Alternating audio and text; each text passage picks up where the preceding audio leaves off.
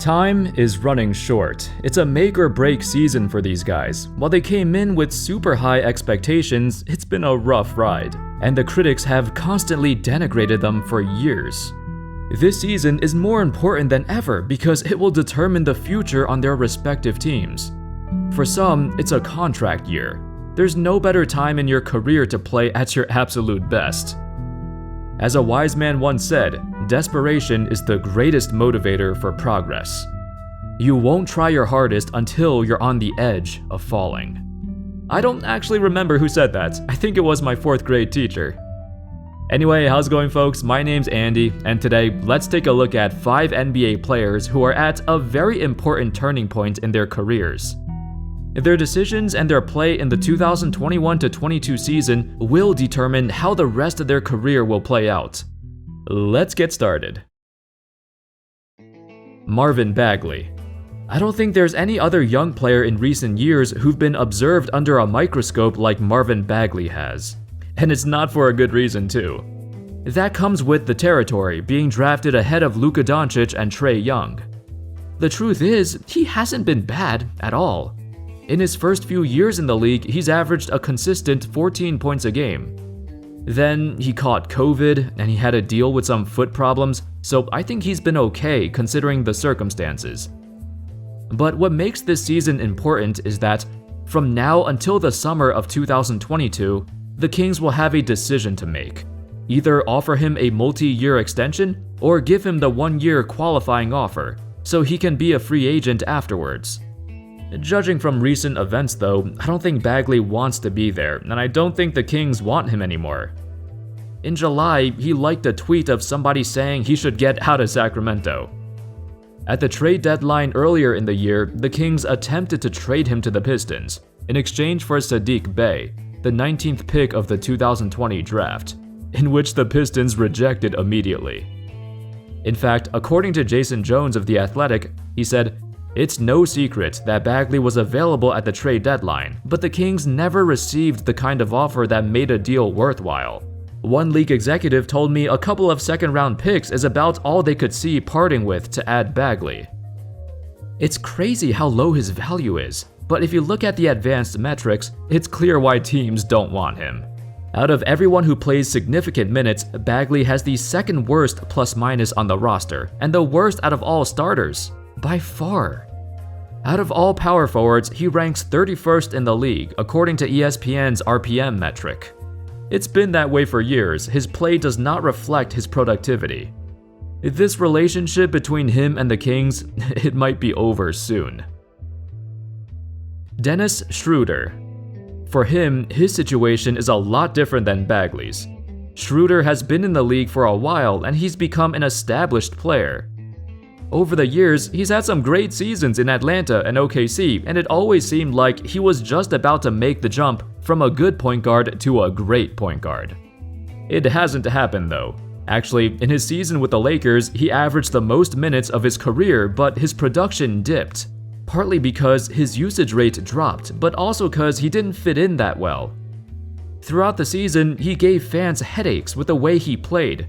Sometimes he'd go off, but other times he'd ruin the offense, or chuck up too many bad shots. Even so, the Lakers were still generous enough to offer him a 4-year, $84 million deal. Honestly, he wasn't worth that much to begin with, but according to himself and his agent, he could get much more in free agency. He did not. Most of his offers were near the minimum, and eventually he settled with signing a 1-year, $6 million deal with the Celtics. The funny thing is, Schroeder wanted the full mid-level exception for $9.5 million, and the Celtics wouldn't even give him that. Even more hilarious, they want him to be the backup point guard to Marcus Smart. Can you imagine going from the starter on the Lakers to being the backup to Marcus Smart? And the Lakers don't miss him at all, cause shortly after, they traded for Russell Westbrook. Jaren Jackson Jr. Now, Jaren is not a guy who people criticize often because he's been pretty good. The issue is, will the Grizzlies actually keep him?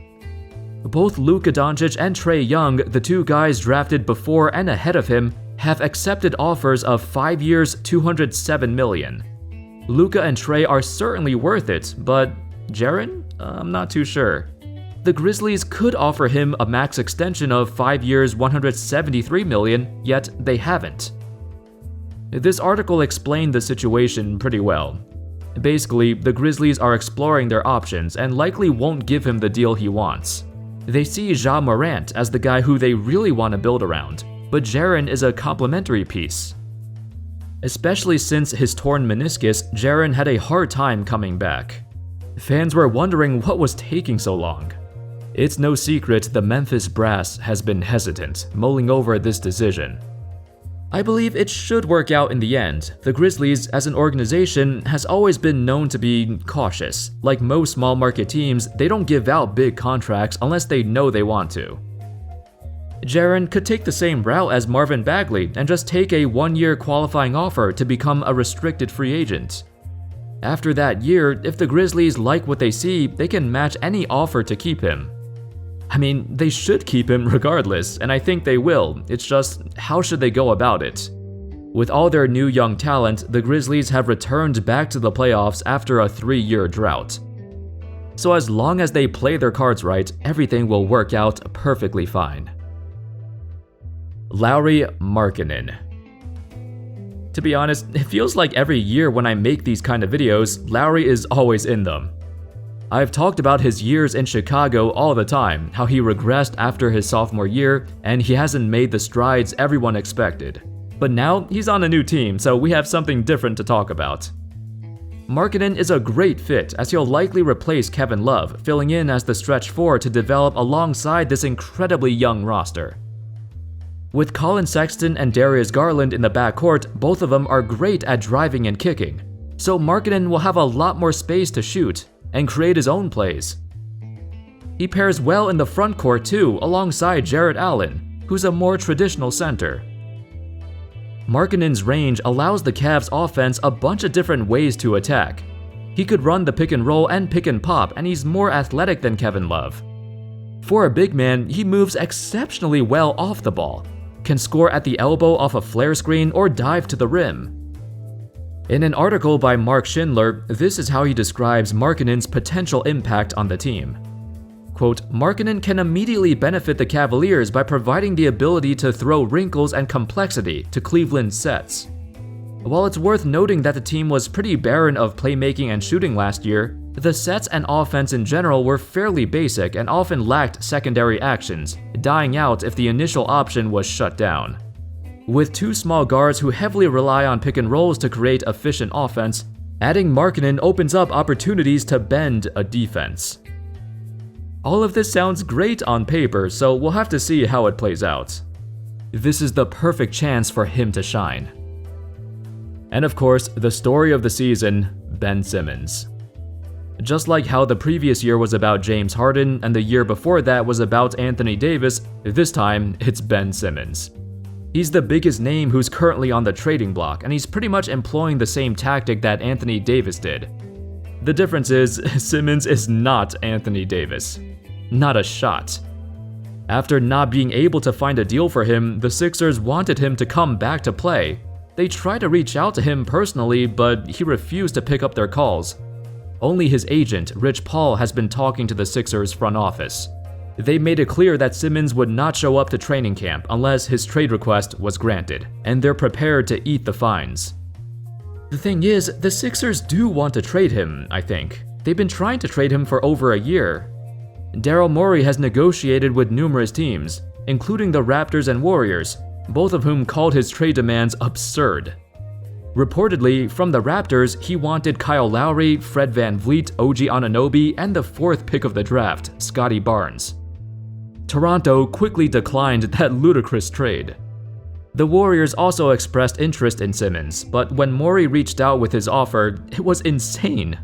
James Wiseman, Andrew Wiggins, and the 7th and 14th pick of the draft, plus 2 more future first-round picks. Like, it's not even reasonable. However, I think Morey purposely asked for a ridiculous package in return because, deep down, I don't think he wants to trade Simmons. It's confusing. But after his refusal to report to training camp, they don't have a choice anymore.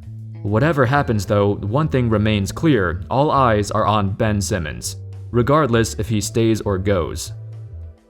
Anyway, that's all folks. Those were 5 NBA players that a lot of people are going to pay attention to. This season will determine if the critics were right or wrong about them, if their futures are headed towards the right direction or not. All of them are hungry to make a difference and show the world they deserve the recognition. Thank you everyone so much for watching. I hope y'all enjoyed the video, and of course, as always, I'll see you next time. Peace.